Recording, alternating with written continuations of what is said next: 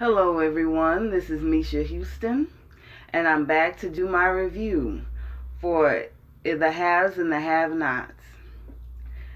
The episode is entitled The Fallout from War, and I must say that it was a wonderful, wonderful episode. I really enjoyed it. I'm so excited that the show is back, and I have really missed doing my reviews of my favorite shows. And I'm happy that I'm back here with you and all of my wonderful subscribers. And the show was absolutely wonderful. It was a stellar, heart-wrenching episode. And I really enjoyed it, and I'm so glad that the show is back. The first group we go to is Quincy, Hanna, Benny, and Mitch. Okay, we pick up right where we left off last season. There was a bad shootout at the hotel room. Warlock and his crew came in and shot up the place. Benny goes to the door, and the door is riddled with bullet holes, and it comes to figure out that when Hanna comes out of the bathroom, she has blood all over her, and Quincy is lying limp in her arms. Benny is very shocked when he sees Hanna come out of the bathroom. She sees Quincy lying bloody and limp in her arms. He asks Hanna, "Have you been hit?" But she doesn't answer. She's traumatized and shell-shocked. Benny tries to take Quincy from Hanna, but Hanna doesn't want to let him go. Eventually she does, and he holds Quincy in his arms. He wants to get him to the hospital, but she thinks that it's too late. Benny screams at Mitch to call an ambulance, and he does. Hanna falls to her knees as Benny holds Quincy in his arms. Benny tells Quincy that he's going to be okay. He's here to help him, but there is no response. Quincy is not moving. The sirens are heard in the background, and Benny looks at Quincy's face and realizes to his horror that he has been shot in the head. I mean, not only has he been shot in the head, he's been shot all over his body. And Benny realizes that he is dead, and he starts to cry as Hanna wails and sobs. That poor child is dead, and it's really a shame to see that happen. I mean, it was such a sad moment. It was such a sad moment. The next group of people we go to is Jeffrey, Melissa, and Veronica. Jeffrey is in bed with Melissa, and he realizes that she has slit her wrist. There's blood all over the bed. And he's asking her, "Why did you do this? Why did you do this?" And she's just telling him to just let me die. I mean, part of me can't even blame the girl for trying to kill herself.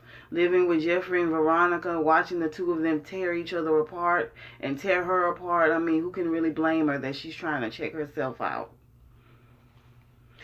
Jeffrey grabs the phone and calls for the ambulance. Jeffrey asks her again, "Why did you do this? This is not the answer." But Melissa tells him that I hurt myself to free everyone. Jeffrey runs to the bathroom and to get a towel to try to stop the bleeding. Melissa doesn't want his help, but he helps her out anyway. Melissa tells Jeffrey, "Don't let Veronica do this to you like she did this to me." Jeffrey says, talk to me about your mother and your family. You have a life of your own." But Melissa tells Jeffrey that my mother is really no better than yours. Jeffrey calls out for Veronica, but she doesn't answer. Melissa tells him, don't do this. Don't pretend like you really care about me. And just and then just then she passes out from the blood loss. Jeffrey runs to Veronica's room, and she's her usual horrible self. She's trying to get some sleep, and she's angry with him for waking her up. She says, "I'm trying to sleep, and put some bass in your voice when you talk to me." Then she opens up her eyes and realizes that Jeffrey has blood on him. She asks him, "What happened? What did you do?" And then he tells her that Melissa tried to kill herself. Veronica says if she is losing this baby, but yeah, she says if she is losing this baby, then that would be the worst thing. All she really cares about is the baby, not too much about Melissa at all. He tells her that he slit her wrist and that she tried to kill herself. Veronica says, "Oh, this damn bitch. So evil and horrible, as she always is."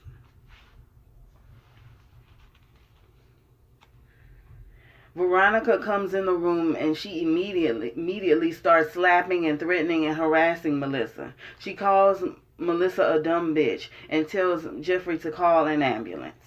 She accuses Jeff of this, saying, "What did you do to her?" But he tells her that I didn't do anything to her. She thinks that him being gay she thinks that him being gay was the cause of all of this. But she says but Jeffrey tells her that this situation is really all her fault. They both tell each other to shut up a few times, and then Jeffrey calls the ambulance. Veronica calls her a bitch, slaps her a few more times, and then Jeffrey tells her that her father died tonight. Veronica said that the bastard has cancer and that he was going to die anyway. She asked Jeffrey, "This is what all of this was about?" She slaps her a few more times and insults her and threatens her, saying that if you die, I'm going to make your mother's life and your grandmother's life a living hell. Jeffrey listens to the operator on the other line, and the operator says, "Just hold pressure on her wounds to stop the bleeding." Jeffrey holds pressure, and then he tells Veronica just to go downstairs and wait for the ambulance and let the paramedics come on in. She agrees, and then she slaps Melissa one more time, and then she even slaps him, and then she leaves to wait for the paramedics, and that's where the scene ends. I used to be shocked by Veronica, but now she's just become tedious. The next group of people we go to is Candace and Erica. Now, this was a very awkward scene. You can really tell that they're not even friends anymore. They really shouldn't even be pretending that they're friends anymore. It's ridiculous because they just both seem so awkward and aloof from each other. Candace texts Erica and asks her if she is alone. Erica says yes, she is, and then she asks, "Where are you, Candace?" And Candace tells her, "I'm right outside the door." Erica opens the door and lets her in. Erica asks how was her night, and Candace says it was boring.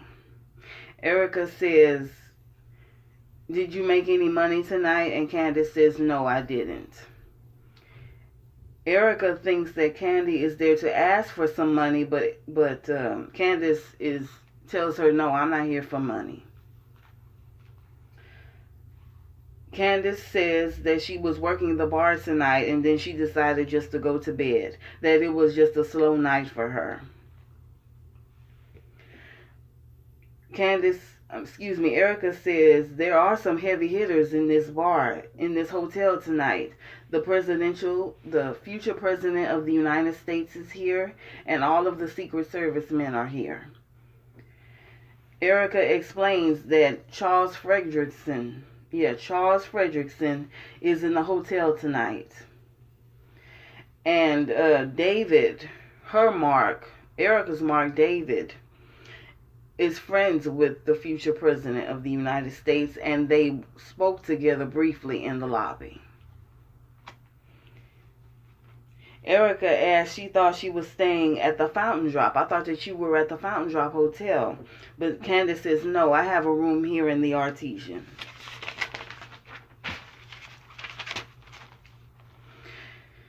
Erica says that you can't really stay with me because David might come back. And then Candace says, no, I have my own room. Candace lies and says that she took a key from one of the guests and she should be good until the morning. Candace gets a call from Benny, but she ignores the call. She tells Erica that Benny will try to make her go back to the Fountain Drop Hotel, and they both agree that that place is a dump, and Candace doesn't want to go back there.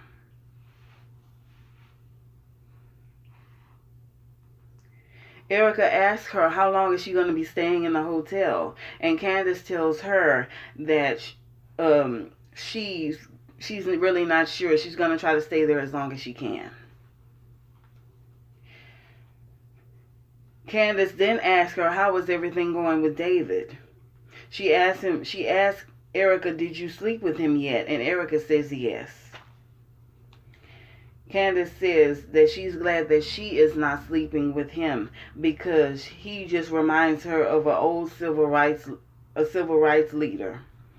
Erica says that under those suits is the body of an athlete and the stamina of one as well. Candace wants to borrow one of her dresses, and then she feels like she has deja vu.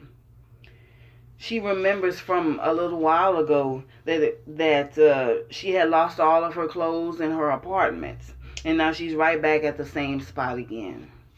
She said that she had millions, but the money is all gone.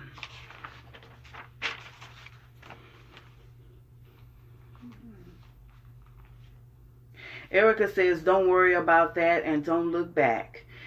And you can borrow any one of the dresses in my closet except for the yellow one. As Candace is in the closet trying to find a dress, Erica texts Warlock saying that she's here right now at the Artesian Hotel, but Warlock can't come right now. He says that there was a shootout at the Fountain Drop Motel and that her son was killed. He tells her to let him know where she is a little bit later on, and he'll be there in a few hours after everything cools down. You know, Candace obviously doesn't know about the shootout, and Erica now does. Candace takes a white dress from her closet, and she says that she'll have it cleaned for her when she's done with it. Candace asks, who were you texting? And Erica says, I was just texting David good night. Candace advises her not to get her heart in this, not to fall in love, that he's nothing but a mark. Erica wants to give her a hug. I mean, I don't really understand the point of her giving her a hug, but she wants to give her a hug anyways. So they have an awkward hug with each other, and then Erica invites us to stay a little while longer, you know, for the old times. But Candace declines and she leaves. That fool Erica, I don't even know what she's doing. If it's true that Warlock killed her sister, then why is she with him now? It's ridiculous to me. I don't understand it.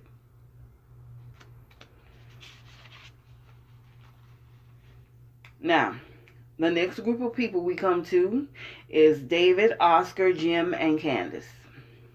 David and Oscar are chatting at the bar. Neither David or Oscar want to talk about the long nights that they've had. Oscar thanks David for referring him to Jim Cryer. And Oscar explains that he was hired by him to find Wyatt, which he did, and now he has to somehow find a way to con him out of the $12 million that he has. David says that that would be a really good payday for you if you manage to pull it off. But Oscar admits that it's harder for him to do that with a man than it is for a woman, unless the man is gay. Oscar says that he can flirt with the man to try to gain his trust, but that's really all that he could do. Oscar asks if Wyatt is gay, and David says no, he's not. Not that he knows of. David does tell him that he has a really bad drug problem and that he should hurry before it's too late. Oscar says that he found Wyatt's apartment and that he's working on one of his con plans. Then the conversation turns to David, and David feels like he blew it with Erica. He thinks that he pushed her too hard to go to bed with him. David says that they were both enjoying themselves, but she asked him to stop right in the middle. Oscar said pretty much that it's either one of three things. She either liked it too much and she got overwhelmed, she didn't like it at all, or that she's setting him up. David doesn't believe what Oscar is trying to tell him, but Oscar believes that he is being played. He tells him that you're just getting out of a divorce. Let yourself heal. Let yourself move on from your wife and slow down your relationship with Erica. He tells him that he's gotten plenty of money out of lonely divorcees. He says that he's not a woman, but Oscar tells him that love doesn't know the difference between man and a woman, which is true. Oscar tells him, just take your time, slow it down, and everything's going to be okay. David gets a text from Erica, but Oscar advises him not to answer it. He tells him, don't answer it. Just let her stew about it, and then call her tomorrow. David said that he's not for all of these games, that he's an old school man. But Oscar tells him that old school is over. Jim walks over and he speaks to David and Oscar and orders himself a bourbon.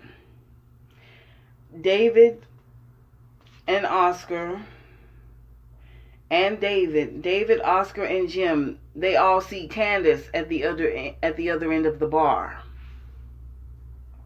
And they invite her over. They all, insult her and berate her and harass her, and then they invite her over to insult her some more. Jim and David tell Candace that there's a warrant out for her arrest. Then she says, well, that's fine, but they'll have to catch me first. Then David threatens her with a citizen's arrest. Then she tries to use the photos against Jim to stop him from calling the police. But Jim tells her that all of the photos that she was blackmailing him with are in the hands of the police. And then Jim announces that she killed a man and buried him in the backyard of her house. David says that that's not very smart, that you would bury a body in your backyard. But Jim tells her that she really didn't have any choice. He tells her that he knows the neighborhood that she was living in, and there are a lot of nosy neighbors, and which is why she had to bury Quincy in the backyard. Oscar asks her, what man are you talking about? And then Candace tells him, oh, you know who the man is. He was the one who beat your ass as you were running out of the house. Oscar says that, oh, the man was strong and I didn't try to fight back. And then he asks Candace, how did you manage to do that all on your own? And she says that she had help doing it. David asks her, what fool did you get to help you kill a man and bury him in the backyard? And then Candace tells him that it was Jeffrey who did it. That it was Jeffrey who dealt the final blow and helped me with the body.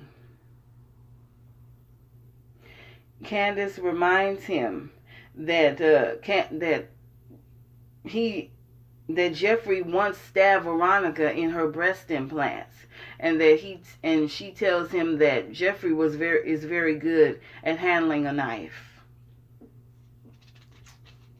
Jim tries to take Candace aside to talk to her alone. David doesn't believe that Jeffrey was a part of this, but she tells him that it's true.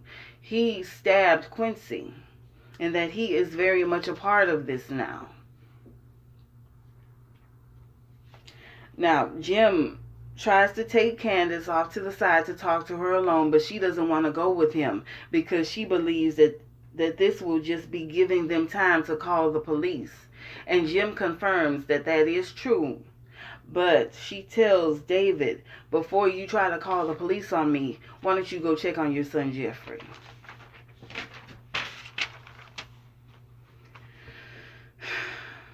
Such a mess. This show is such a mess, y'all. I really enjoyed writing this up, and I'm really enjoying reviewing this. This is so much fun. Now, Jim tries to get Candace to go to a hotel room with him. He asks her, do you have a room of your own? And she lies and says no. Then she asks Jim, Jim asks her, let's go back to your place. And then she says, the place that you foreclosed on. And then Candace says that was a really nice move, and he thanks her for it. He asks, he tells her that I know that you've lost everything. I know you lost your houses and your tow yard. And he's asking her, was it worth it in the end? And she says, yes, it was really so much fun.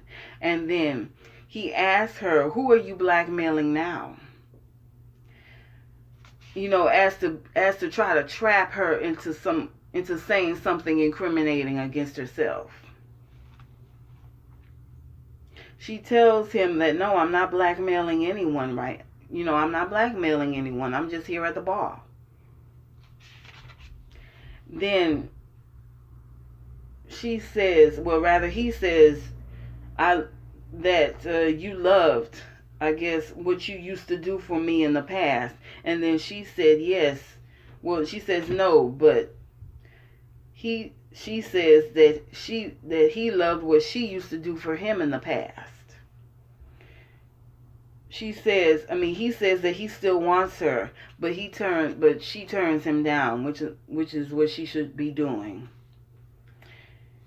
She thinks that he is trying to trap her in something, and but he says, just get over it. It's in the past. Just let it go and take the martini, trying to give her a drink. She refuses, saying that it's salty and bitter. He says that you liked it salty and bitter. She says that, no, it was more like sour. She says that she has to go, and she leaves him there holding those two drinks. Once she left, he says, damn. As if she would fall for that. He just insulted her a few minutes ago, and then now he's trying to take her upstairs. Why would she fall for that con again? Jim is way too sure of himself, in my opinion. He kind of reminds me of Randall, from If Loving You Is Wrong. He thinks, Randall is so narcissistic, and Jim is narcissistic as well, thinking that he can pull any woman. It's ridiculous.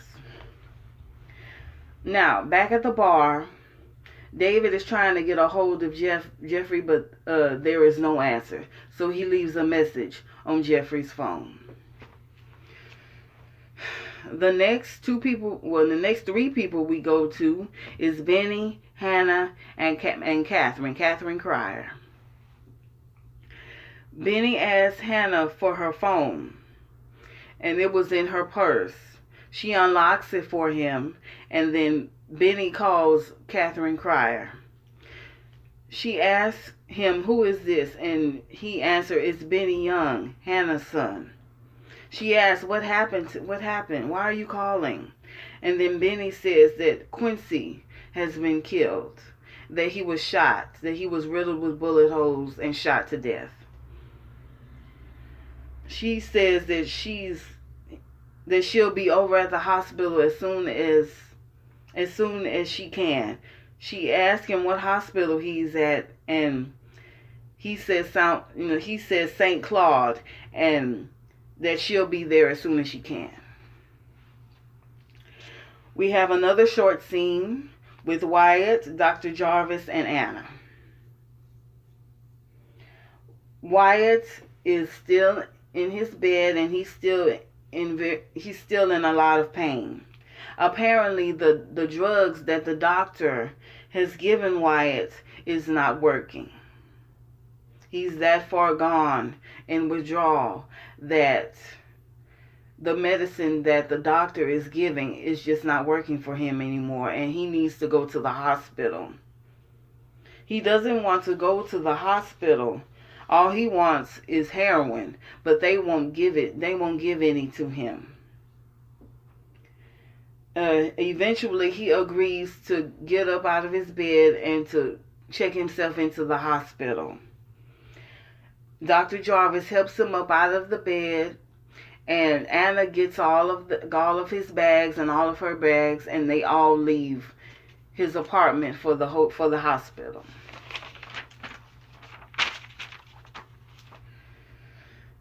The next two people we go to is Benny and Hanna. Benny tries to give her a glass of water, but she is not interested in water right now. She says that they killed him, and Benny says he knows. She says that the baby has had a hard life since the day he was born, and that she tried to give him a better life but couldn't.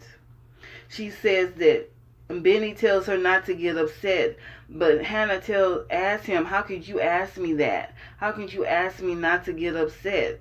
It's all because of Candace." She starts to blame Candace again, as she always does, even though it was her who led Warlock right back to the Fountain Drop Hotel.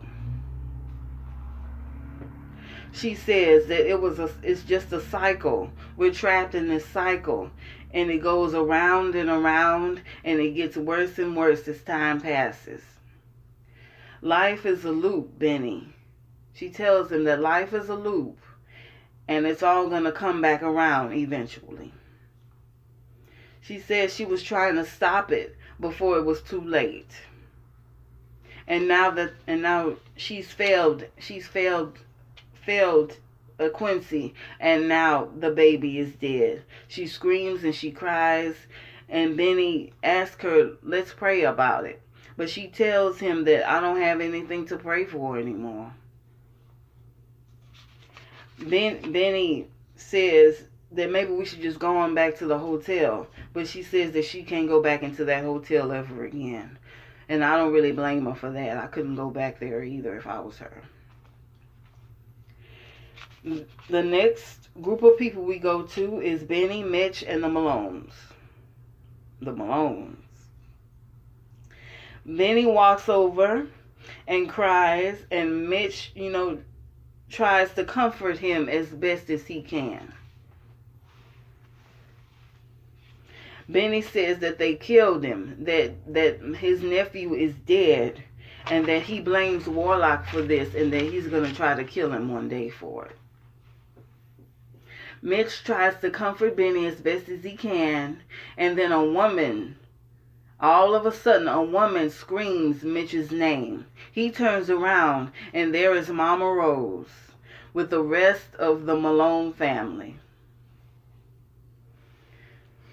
She is furious. She is in a rage. She is hopping mad, and I don't blame her for that at all. Sammy, Mitch's brother, is also there, and he is very angry as well. Mitch asks Sammy, "Why did you bring her down here?" And then Sammy tells Mitch Someone tried to kill you tonight. You expected me not to say anything? Mitch tells Sammy that he didn't mean for any of this to happen. But Sammy tells him it's too late now. Mama Rose asks him, we're in this now. Who did this to you? Who shot at you? Mitch doesn't want to answer the question, but Benny does. Benny says his name is Warwick Lewis, and he hangs out in the projects on Sector.